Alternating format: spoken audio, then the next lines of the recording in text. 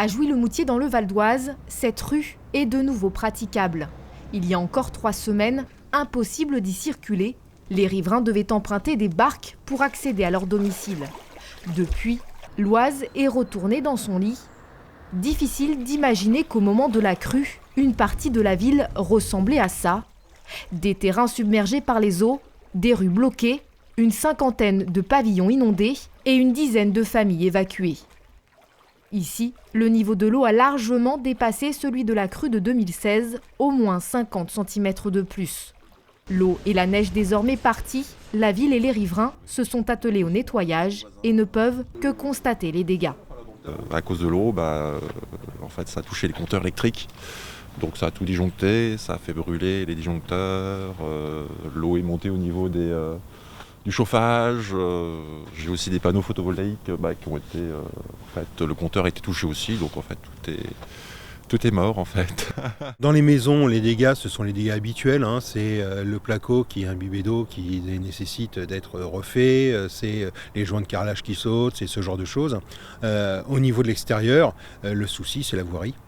La voirie qui souffre énormément d'être dans l'eau. Le bitume n'est pas fait pour baigner dans l'eau. Donc on se retrouve avec des nids de poules énormes, des voiries qui sont esquintées, plus l'événement de neige qu'il y a eu en même temps. Là par contre ça n'a rien arrangé parce qu'effectivement c'est un cumul qui n'est pas bon. À ce jour, 2 familles n'ont pas encore pu regagner leur maison. La ville a été reconnue en état de catastrophe naturelle comme 8 autres dans le département. Une reconnaissance qui va permettre aux sinistrés ayant souscrit un contrat d'assurance de dommages d'être indemnisés. À Cergy, également reconnue en état de catastrophe naturelle, la vie sur les bords d'Oise a repris son cours. Ce parking de Port-Cergy sous les eaux fin janvier est de nouveau accessible. Les inondations ont touché une 40aine d'habitations et ont endommagé certaines voiries. À Éragny-sur-Oise, une autre des 19 villes impactées par les inondations, le paysage a aussi radicalement changé. Dans cette rue, les parpaings et les planches de bois ont disparu. Le secteur en bord de l'Oise, submergé fin janvier, est à nouveau accessible aux piétons et aux voitures.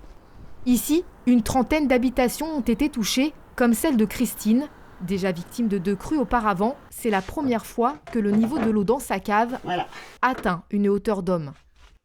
Il y a eu un moment donné où vous vous êtes vraiment inquiété ou pas plus que ça? Pas plus que ça, parce que j'avais pas d'eau dans la maison, vraiment, enfin dans les pièces principales, et qu'on avait quand même les passerelles pour pouvoir sortir, et que on était quand même bien aidés par, je dirais, par la ville, vraiment.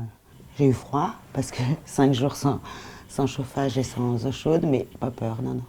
Éragny-sur-Oise n'a pas été reconnue en état de catastrophe naturelle, tout comme Pontoise ou encore Saint-Ouen-l'Aumône. Elles le seront peut-être à l'issue de la prochaine commission prévue le 6 mars prochain.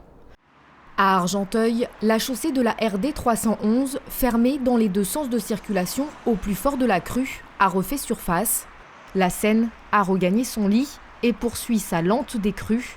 Selon Vigicru, il faudra encore une dizaine de jours avant que son niveau ne revienne à la normale.